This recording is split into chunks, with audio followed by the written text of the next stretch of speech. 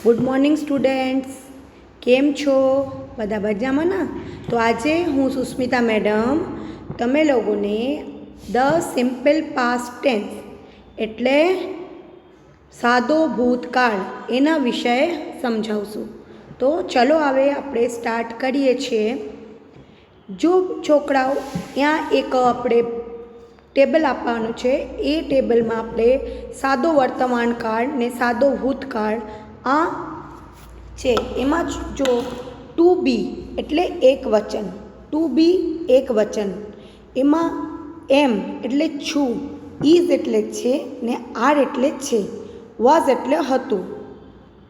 જ્યારે એક વચન હોય, સિંગલ પર્સન હોય, ત્યારે આઈની બાજુમાં આપણે શું લખવું? આઈ એમ. આ વર્બનો આપણે ઇસ્તેમાલ કરું છું. સી ઇઝ, હી ઇઝ, કોઈના પણ નામ હોય ત્યારબાદ આપણે ઇઝ લખ્યું છે. રેડી? પછી આર. આર એટલે એક વચનમાં આપણે જે છે એ પાસ્ટ ટેન્સમાં આવી જાય છે. જે ઇઝ છે એના આર ને વોઝ થઈ જાય છે, એમનું વોઝ થાય છે, ઇઝનું વોઝ થાય છે, આરનું વોઝ થાય છે. સાદો ભૂતકાળમાં, વર્તમાન કાળમાં જ્યારે પણ કહી શકું છું કે આઈ એમ એ સ્ટુડન્ટ,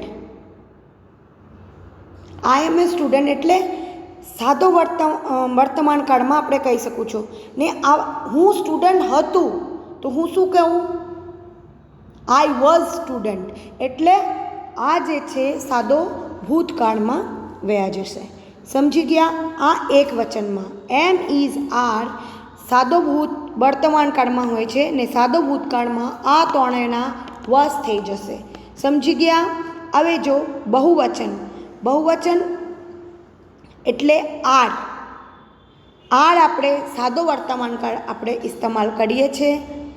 ને વેર એટલે હતા, વેર એટલે હતા. વી આર,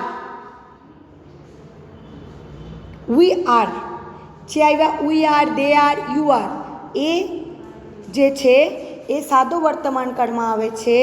ને જ્યારે આપણે સાદો ભૂતકાળમાં જઈએ છીએ ત્યારે દે વેર થઈ જશે. સમજી ગયા? પાછો રિપીટ કરું છું. સાદો વર્તમાન કાળમાં એમ, છું, ઇઝ છે, આર છે. એટલે સાદો ભૂતકાળમાં એના વોઝ એટલે હતું થઈ જાય. ને એના બીજા કોલમમાં જો આર એટલે છે એટલે વેર એટલે હતા, એ બહુવચનમાં બીજા કોલમમાં જો આ થઈ જશે. હવે બીજા જો સાદા વર્તમાન સાદો ભૂતકાળ હેવ ને હેઝ ની પાસે છે. એટલે આઈ હેવ અ પેન એટલે મારી પાસે એક પેન છે. ને આઈ હેડ એ બેટ, મારા પાસે એક બેટ હતું. એટલે હેઝ હેવનું શું થઈ જાય છે? હેડ. હેઝ હેવ એટલે છીએ અને હેડ એટલે હતું. સમજી ગયા? એક વચનમાં. ત્યારબાદ બહુવચનમાં બી પણ એવું જ છે. હેવ એટલે એનામાં હેઝ નો આવે. હેઝ એટલે હી, સી, કોઈના પણ નામ હોય, હી, સી હોય તો આપણે હેઝનું ઇસ્તેમાલ કરશું તો એ એક વચનમાં આવશે. જ્યારે આપણે યુ, દે, વી આવી જશે ત્યારે આપણે શેનું ઇસ્તેમાલ કરશું? હેવનું. ને સાદો વર્તમાન કાળમાં એક વચનના આઈના બાજુમાં જ હેવ બેસે, બાકી કાંઈમાં હેવ બેસતું નથી. સમજી ગયા? હવે જે બહુવચન છે એમાં સાદો વર્તમાન કાળના હેવ એની પાસે છે ને હેડ એટલે એની પાસે તો હેવનું હેડ થઈ જશે. હવે સાદો વર્તમાન કાળ ને સાદો ભૂતકાળ ડુ ને does. I do, he do, C do, A do ને ડઝ. ડઝ કોઈના નામ પણ હોય આપણે ડઝનું ઇસ્તેમાલ કરીએ એના બધામાં શું આવે છે? ના ડીડ આવે છે. એટલે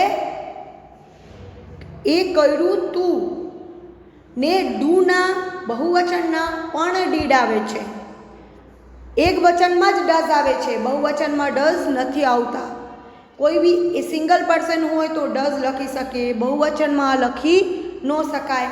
એટલે ડુના ડીડ થાય છે. ડુ એટલે સાદો વર્તમાન કાળમાં, સાદો ભૂતકાળમાં એનું ડીડ થઈ જશે.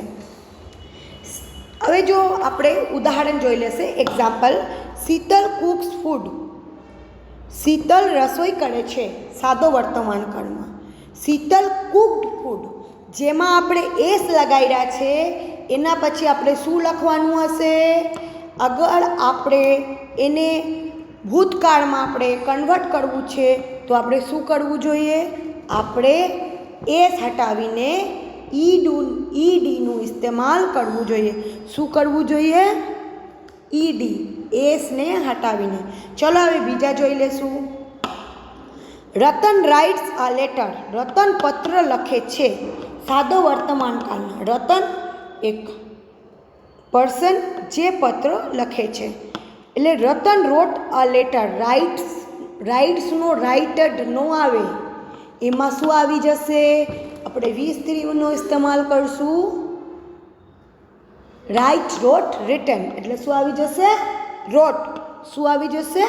રોટ. રતન પત્ર લખ્યો, સાદો ભૂતકાળમાં.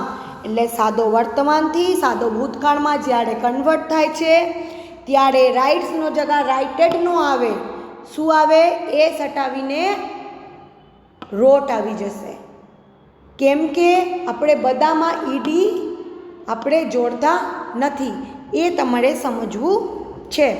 હવે જો ક્રિયાપદનો ભૂતકાળનો રૂપો. ક્રિયાપદ મૂળ રૂપને ઈડી પ્રત્યેક લગાડવીથી અને અંગ્રેજીમાં ભૂતકાળનું રૂપ બને છે.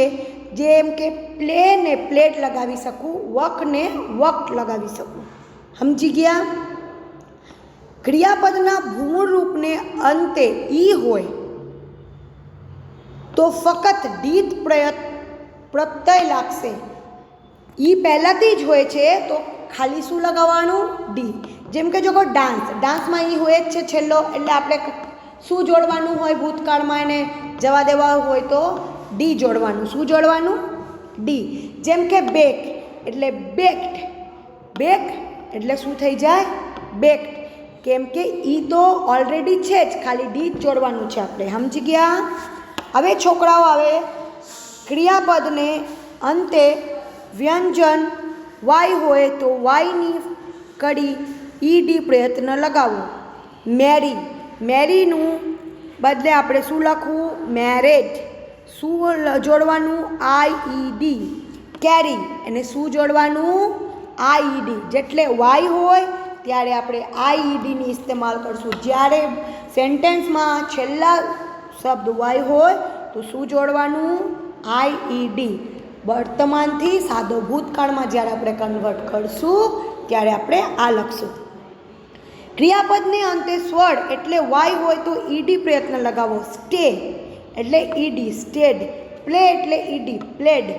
ક્રિયાપદને અંતે વ્યંજન હોય અને તેની આગળ સ્વર એ ઈ આઈ ઓ યુ હોય તો છેલ્લો વ્યંજન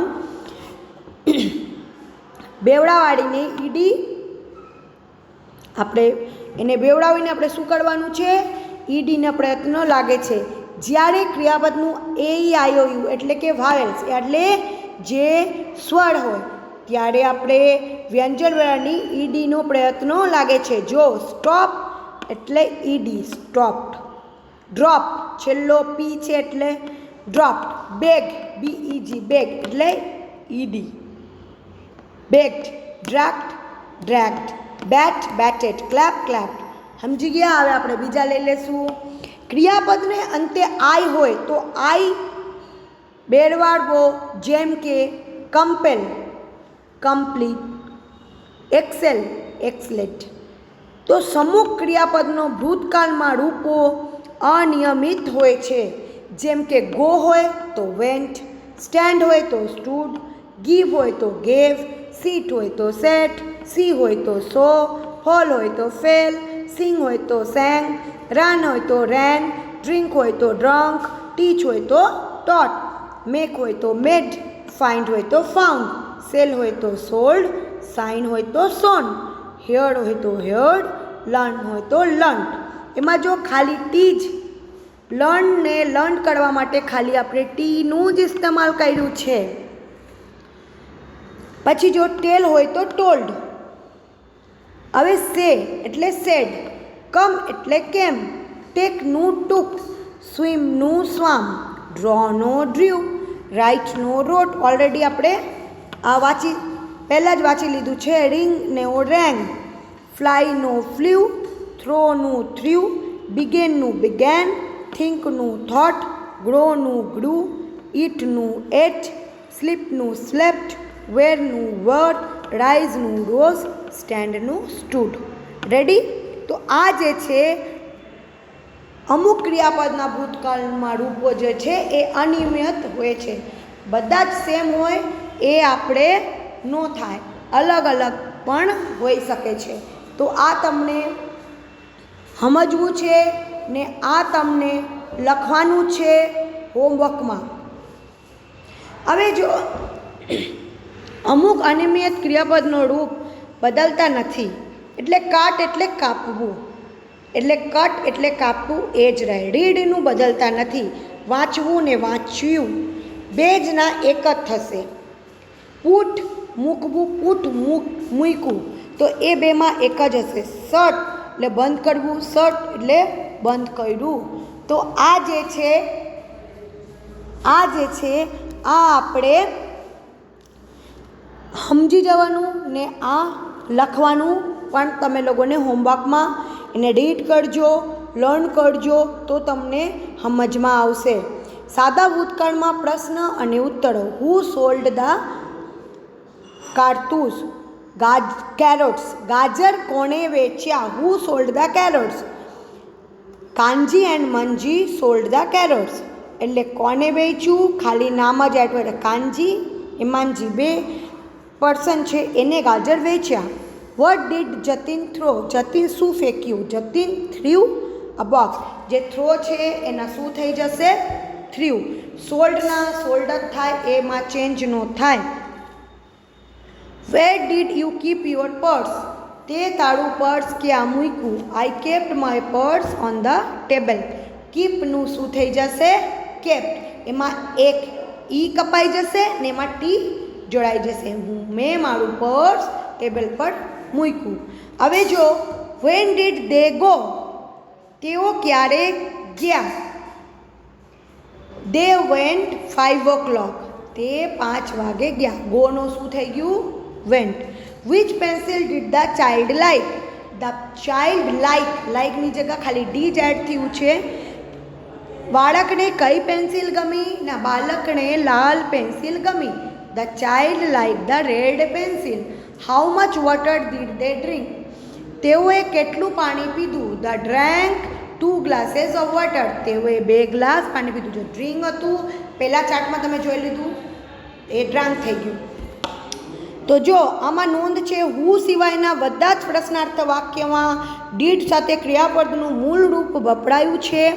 ઉત્તરમાં હંમેશા ક્રિયાપદનું સાદા ભૂતકાળનું રૂપ જ મુકાય, એ તમને સમજવાનું ને આ જે હું આજે તમને એક્સપ્લેન કર્યું એ તમારા વર્કબુકમાં આજે તમને કરજો ને એને ક્લાસ વર્કમાં પણ લખશો. આ બધું 2 ટાઈમ તમારા હોમવર્ક છે. તો છોકરાઓ આજે જે છે આપણે ત્યાં જ પાઠ પૂરું કરશું. એના બીજા લેક્ચરમાં આપણે એના બીજા વિષય જાણશું. So take care yourself, stay safe, stay home. Good by.